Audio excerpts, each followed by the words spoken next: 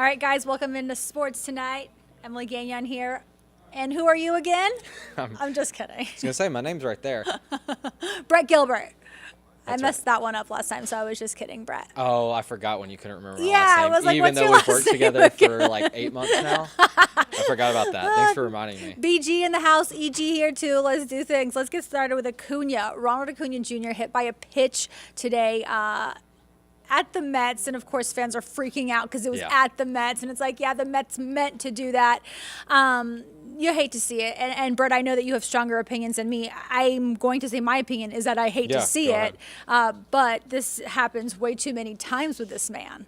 Yeah, that's really it. It feels like several times a year Acuna gets hit, and it feels like it always happens at the first at bat of the game. You know, he's always batting leadoff.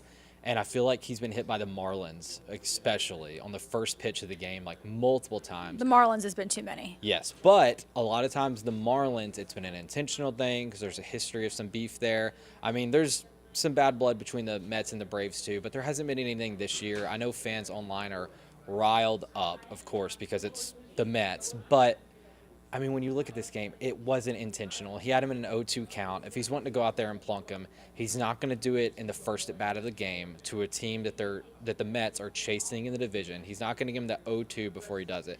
It was a pitch that got away from him. He's trying to go high and inside. That's kind of where the scouting report tells you to try to get Acuna out. He's tough to get out, but if you're going to go somewhere, that's where you go, and it just got away. I mean, it's unfortunate. You hate it, and I understand why Braves fans are emotional because this continues to happen, and Acuna's an incredible player. Good news is that just about 30 minutes ago, they said that it's just a contusion, so hopefully that means, you know, he'll be back in the lineup tomorrow or maybe 2 days from now. No fractures or anything like that, so that's the good news for Braves fans tonight. Yeah, just like you said, diagnosed with a left shoulder contusion. He was hit by a 93 miles per hour fastball. I mean, better than 103. Third pitch of the game. He, went straight down to the ground. The medical staff looked at him, and that is the only good thing about this is the fact that nothing's broken. Yeah. You know? I mean, I hopefully I don't regret saying this, but he should be back in the lineup, later this week. I can't remember the last time we saw just a contusion turn into something more, especially when you look where it got him. It kind of just got him in like the meaty part of the back, which is why I think I'm sure it hurt though. Oh yeah. I'm sure it hurt really, really meaty bad. or not. But hopefully nothing structurally wrong. Doesn't sound like there is, and I think he'll shake back from this just fine, and maybe be a little bit more amped up the next time they play New York. I'm into it. As long as he's going to be that good, Brett, this is going to continue to happen. And yes, you want it to stop happening. With all these new rules, why can't they come up with a rule that and again, you said it wasn't intentional, but when it does appear to be intentional, like, why don't we come up with rules on something having to do with that, with like real punishment? What do you want to see? I don't know, but wouldn't that be something? Well, I mean, they already eject them, right? If you think a guy threw at somebody, then you get ejected for it. But like something extra with all these new rules that they came out with, that I feel like it would really stop you from doing it, and fans would be really, really excited to see it. I don't know. I'm not like an evil human like that to think of this, but I think that maybe that would stop. We could go hockey style and just kind of let them go. If a guy charges the mound, typically they break it up, but they could just play the hockey ref thing, and if you want to drop your glove and charge the mound, go ahead. I'm into it. I'm into anything that we can do just to make it more exciting when that happens, because you really do hate to see it. Yeah, but I don't think this one will have long-term effects. Let's move on. What'd she say? We're talking about Falcons Draft now. Falcons Draft. What did you think? So, 8th overall pick, you go with a running back, and you're hearing a lot of things from a lot of different people, like whether they should or shouldn't have done it. The last time a running back went that high, it was 2018 when the Giants took Mr. Saquon Barkley, and that worked out for them for a while until he got injured quite a bit. Yes. So you're hoping that Bijan Robinson out of Texas can stay healthy so they can justify having made that pick 8 overall. What used to be running backs being drafted all the time in the first round, you don't see that anymore. And much rarer now. Yeah, that's because of the durability of that position. It just, 3 years, 4 years, and, basically you're done, or you're a rare breed like Cordero Patterson, who has been in the league for too long. But he seems to be a freak when he takes care of his body. Yeah. It's an interesting pick for me because it's kind of more the same for the Falcons. To me, you're going to get Kyle Pitts, and then you're going to take Drake London, and now you're going to take Bijan Robinson. None of those positions you really needed. Let's talk about a guy last year that I think was taken in the 5th round, Tyler Algier, who ended up having over 1,000 yards for the Falcons last season, the running back. So what are we doing? And you still have CP on the team. So it adds to like a great room of running backs. I just don't see the point of it. Perhaps they're helping Desmond Ridder be more successful, giving him all the weapons. So he, there are no excuses when he isn't looking too good, I guess, throwing the ball. I'm not saying that that's going to happen. But in his own right, though, Brett, I don't like the pick. I didn't like the pick. I wanted a guy who was going to be in the trenches. Okay, I wanted like offensive or defensive linemen. That's what I wanted. Which they went the 2nd round. They did, and the 3rd. Yeah. But for me, I still wanted that in the 1st round. Like, take care of what you really need. We already know the Falcons' philosophy is not to take care of what you need. It is to, well, at least right now in the current regime they're in, Terry Fontenot always says we're going to take the best player available. Right. And to them, that was Bijan Robinson out of Texas. And again, like if you just look at his body of work, it's insane. I think he's 4th all time at UT in rushing yards with over 3,000. Texas, not UT. Careful throwing. I apologize. I apologize. The real UT is north of here up in Knoxville. Yeah, I shouldn't have said it. I forget where I am. But with that being said, I mean, his stats are unreal. And you know how many good backs have come out of Texas? Oh, yeah. I mean, we can name a bunch just standing here. So he's on that list of some of the best that came out of Texas. So, yes, he appears to be a very solid player, but no, he was not needed in my opinion. So I didn't love the pick, but I hope the Falcons make me regret saying that because it's not like Pitts and Drake London haven't had successful years with the Falcons. I mean, Pitts got injured, but still, like, they were very, very good for the Falcons. So I think that he'll end up contributing, at least that's what you hope, especially with Arthur Smith, who his claim to fame, in my opinion, is the running back over Titans, Derek. Yes. So obviously he knows what he's doing when it comes to the run game. He improved the Falcons' run game right away. But if we're just looking at the 1st round pick, I don't know. Yeah, I kind of feel similar. And we got into it a bit on Friday when we were talking about the 1st round going into the 2nd and 3rd. I love Bijan Robinson, the player. He's great. He's probably going to be a really good NFL running back. I feel the same way. You know, did you need him? Probably not. Running back that early, you probably could have traded back, got another running back, maybe even Bijan a few picks later, added some more draft capital.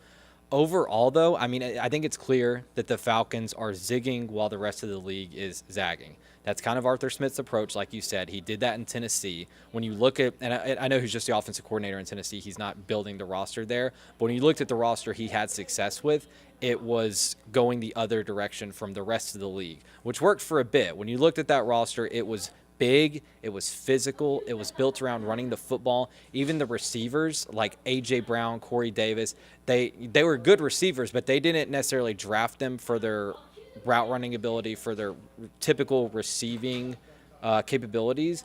They drafted them because they were good at that, but they were also big physical blockers out on the edge. So that I think it's clear that that's kind of what the Falcons are wanting to build here, a very physical team when you look at the guys they've taken this year and last year. So yeah, I mean, I think it plays into what Arthur Smith wants. Will that work in the long term?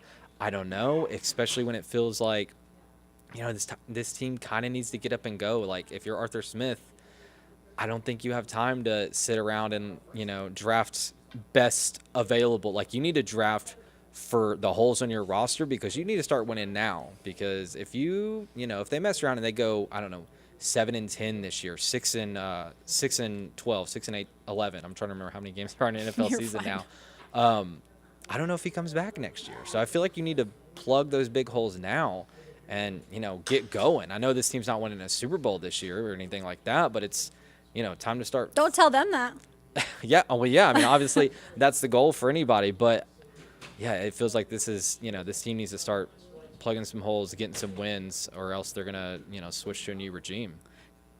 For me, Brett, I think it's interesting. Terry Fontenot, his philosophy, and we keep saying it, best player available.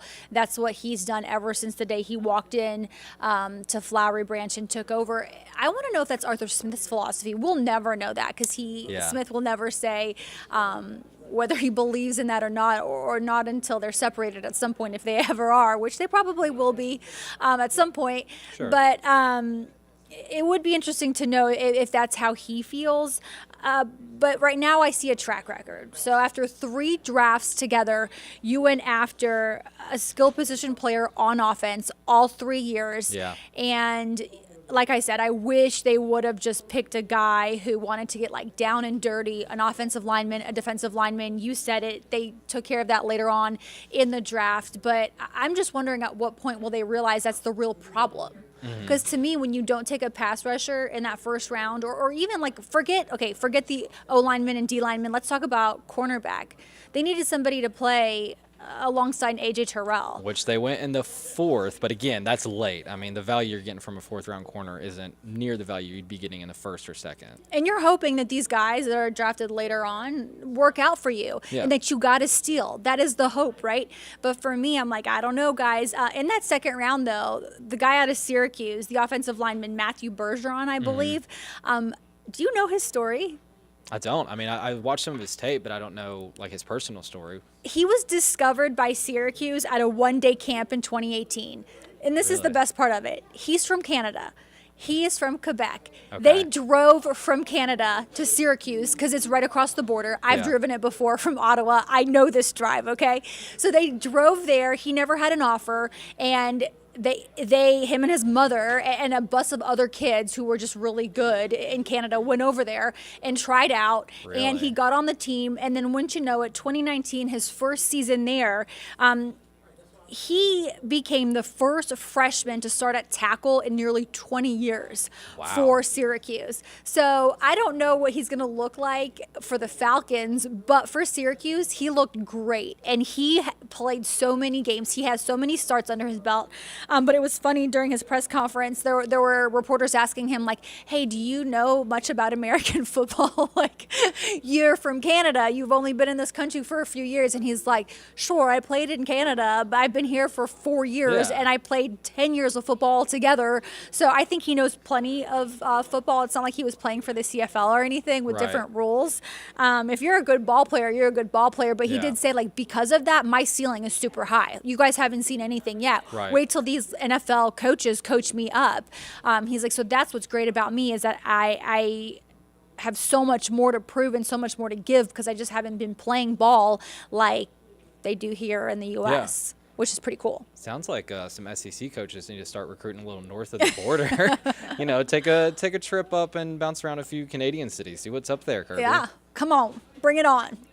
Speaking of Kirby and the Bulldogs, they had a great draft, too. There were 10 Bulldogs taken last year, which actually it was the most in this year's draft, tied with Alabama, but it wasn't as many as they had taken in last year's draft, which was 15. So they've had 25 dogs taken in the last 2 drafts. That's an entire starting roster. That's more than an entire starting roster in the last 2 drafts. I'm glad you pointed that out.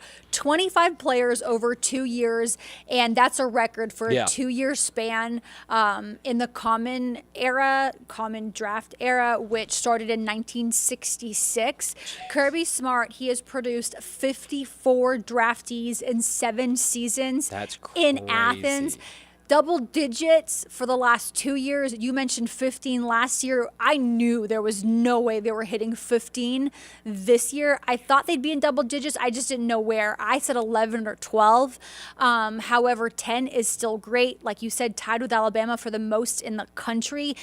Listen, if you're a kid, a high school kid, and I'm walking in your house to recruit you, if I'm Kirby or one of Kirby's staff members, I'm like, hey, look at this right here. Everything I just said. It's not many sentences. It's not many stats. But, hey, you want to play at the next level, right? Not just college ball. You want to keep playing and you want to support your family.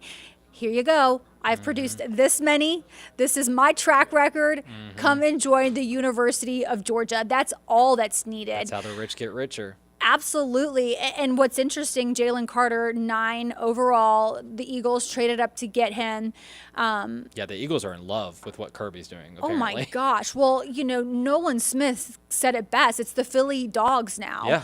There are so many dogs on defense on that roster. What I guess it would be 4 of their front 7 in the last 2 years are now playing there. Yeah. Nakobe Dean and Nolan Smith, they were roommates at Georgia while they were at Georgia together. Funny enough, Nakobe was at his draft party, was at Nolan's draft party. Oh, really? So it was really cool to see both of them because now they have reunited in Philadelphia. But then, you got JD and JC on the defensive line. Mm-hmm. Obviously, Nakobe and Jordan Davis didn't play that much their rookie seasons. But I think that's one of those things that are just going to keep developing them and then hopefully get more playing time.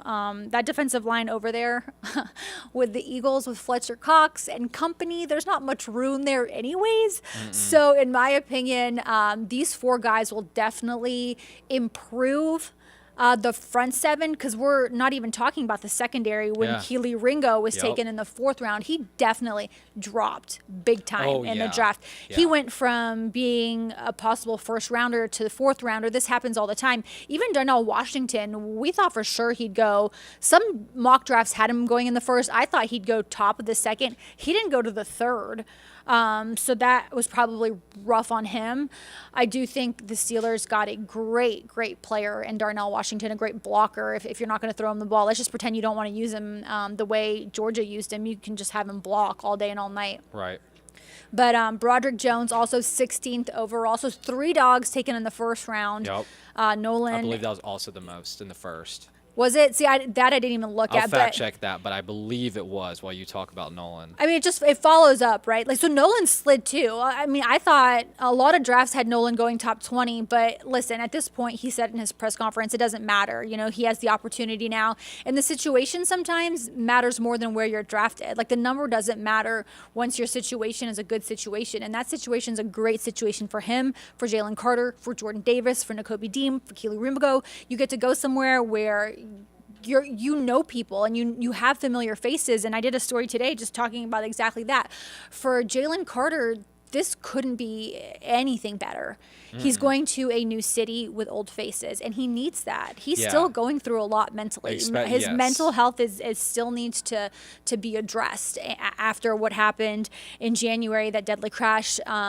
He needs people around him that will support him, and that's exactly what he gets with all these former teammates that remain his teammates. Yeah, I mean, you couldn't think of a better position for any of these guys. You're going to the Super Bowl runner-up, and it makes it so much easier to learn a new system. We know the learning curve from college to NFL is immense, but when you have guys that have done the exact transition you just did, not just from college to the NFL, but from the exact system to this system to help you out. These guys coming in can talk to their teammates that came out of Georgia a year or 2 ago and say, they can look at the playbook and they can talk about, hey, what we did in Georgia here, this is like that, except we do it this way. It's just going to help that transition so much. These guys, I think, are going to get up to speed a little quicker than most rookies, and they're in a great, great, great situation already. Let's talk about the sweetest thing, in my opinion, that happened in that 1st round that some might not know about. Broderick Jones flew to Pittsburgh the day after he was drafted. That's what most first rounders do. And during his press conference, he was asked which number he'd be wearing. And he explained to everybody in the room who perhaps did not know what happened at UGA. I mean, we're obviously very much like knee deep into everything that happens at Georgia, being here in Atlanta. But in Pittsburgh, they might not know. And he said, I'm wearing number 77. That was Devin Willock's number, my former roommate, not just teammate, my former roommate who passed away in that deadly car crash in January. That was his number. The number was available. That's the number I'll be wearing to honor him. I want him to play through me. And I thought that was the best moment of the entire press conference, the best moment of the weekend. And then I wondered, would Warren McClendon, another tackle for Georgia, try to wear his number with the Rams? McClendon was drafted in the 5th round by the Rams. He was in that car crash with Dev and the two other ladies. He survived it. And during the Senior Bowl, he wore number 77 for Dev. I looked on the Rams roster. There is another player who is wearing number 77, so I don't know if he'll get it. I don't know if he'll be interested in wearing it. However, I thought that'd be such a great tribute for anyone, right? For any offensive lineman to wear that number and to wear it proudly, given what they all went through with that. So I'm surprised you haven't drilled me like really quickly, Brett, because since I'm talking about the Rams, I'm just going to switch it real quick. Well, it was a sweet moment. I didn't want to ruin yeah, it with the... McClendon is going to be playing with his former quarterback, That's right. Stetson Bennett, drafted in the 4th round, which couldn't have been a better situation for him, right? Not 5th, not 6th, not 7th, 4th round. We thought he'd go... Well, I didn't think he'd go at all. Some of us thought he would go undrafted. I was thinking 7th round flyer, but yeah, 4th round for Stetson. And he gets to go to a quarterback room with other dogs in it. Yeah. Like, let's be honest, if you're going to go somewhere, why not go to a friendly place where Matthew Stafford can groom you? If that's ever a plan for the Rams to start Stetson Bennett, I don't know that. You got an offensive genius as a head coach. Yes. So I think for Stetson, this is a great situation. Yeah. You've got 2 former dogs in that quarterback room.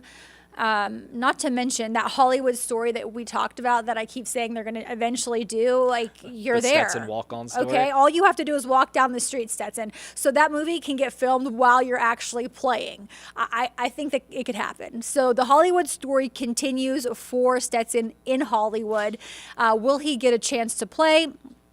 Who knows? But he was drafted in the 4th round, continues to prove everyone wrong, including myself. All those chips on his shoulders that he's had throughout the years paid off Saturday when he heard his name called in the 4th round, probably the highest he could have gone. Yeah, it's a great story, and I look forward to Timothy Chalamet starring as Stetson Bennett. Is that who it's going to be? Yeah, I think so. Timothy Chalamet. I'm glad you picked that. We'll call it the walk-on. I'll buy tickets. I'll go see it. Maybe it'll be better than the Kurt Warner movie. I love that. So, yeah, guys, I think all in all for Georgia, they couldn't have had a better draft. And, you know, they had some other guys sign with teams like Harris Jackson, who signed with the Titans once the draft was over. So, you know, an undrafted free agent, but still the dream stays alive, right? You want to make the team and you hope that you're able to. Kenny McIntosh went to Seattle, went to the Seahawks in that 7th round. I felt like there are so many guys, in my opinion, and not just because I cover the dogs, that slid. Yeah. So many guys slid. It was so weird on day 2 in that McIntosh really surprised me. I thought he'd go higher. I mean, he was electric last year. He won a lot of games for Georgia. He was a great player for Georgia. But in that 2nd, 3rd round, when you only saw one former dog drafted on day 2, I thought that was so weird. And I was like, wait, is a dog not going to get drafted today? And, you know, Darnell Washington ended up going in the 3rd round to the Steelers, who, by the way, like, if we're going to talk about Philly, we should give a little bit of a shout out to the Steelers. Just the state of Pennsylvania. They love some Georgia boys. Yeah, George Pickens last year, that was a steal, an absolute steal in the 2nd round.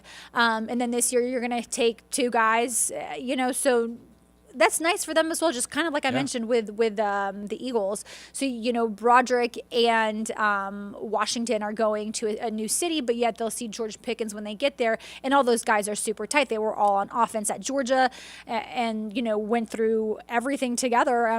So for those 3 guys, that's a great situation, a really, really good one. But get it, Kirby, okay? Keep getting it. Keep doing it. Keep doing it. We'll probably be back here talking about the same thing next year. Absolutely. I don't know if you got a chance to watch any NBA over the weekend, but we had some big-time games, big-time performances. We'll start out with Steph Curry dropping 50 in Game 7 on the road against the Sacramento Kings, kind of just proving he's still that dude.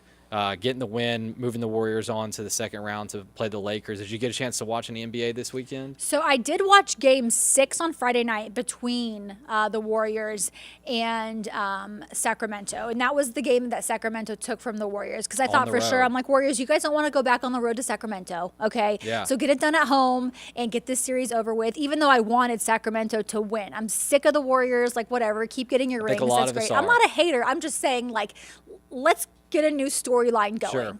So when Sacramento beat them on the road, I was like, okay, I see you. Now you're going back home to Sacramento. Let's take care let's of close this business, thing Kings. out. No, their crown fell quickly. And Steph Curry had everything to do with it. He showed up on the biggest moment. And I want to say, like, that's how stars are made. But Steph is already a star. He's past star.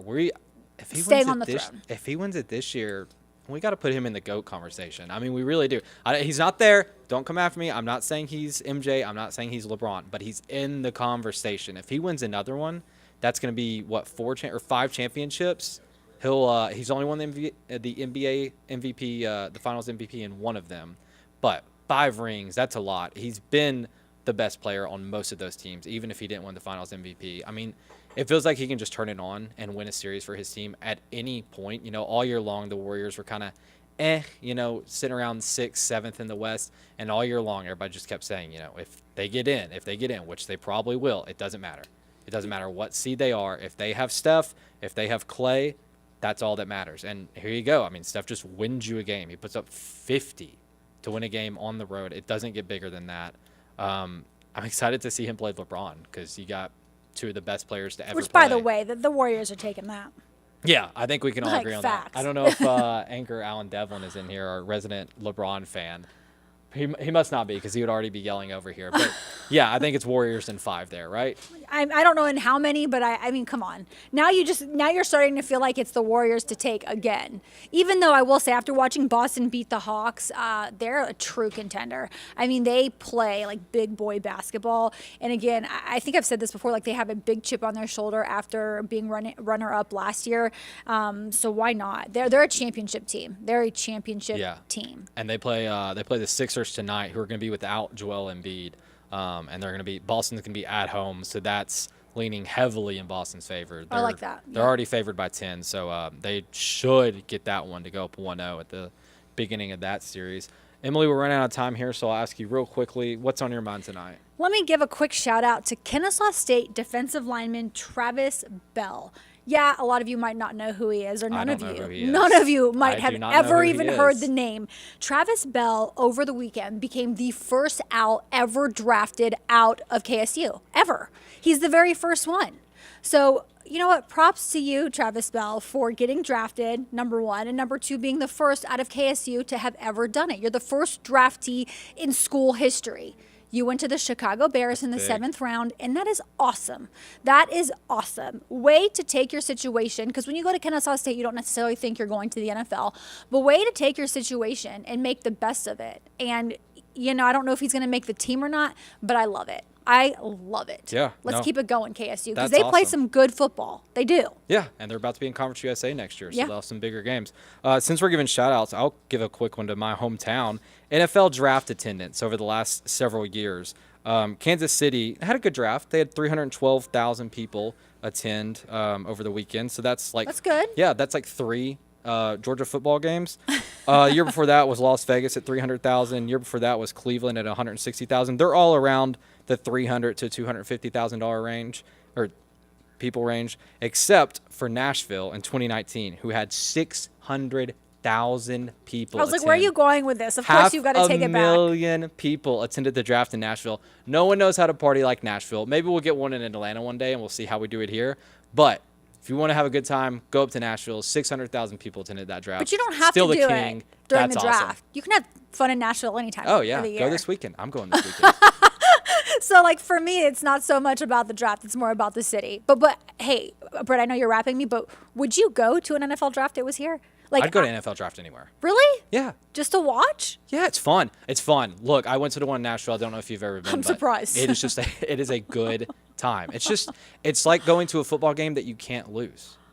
It's just a party. It's just a celebration of football. I'm sure there's some fans that might disagree. They probably felt like they lost over the weekend. That's fair. That's fair. Good night, guys. Yeah, thanks for watching. We'll see you back here tomorrow night.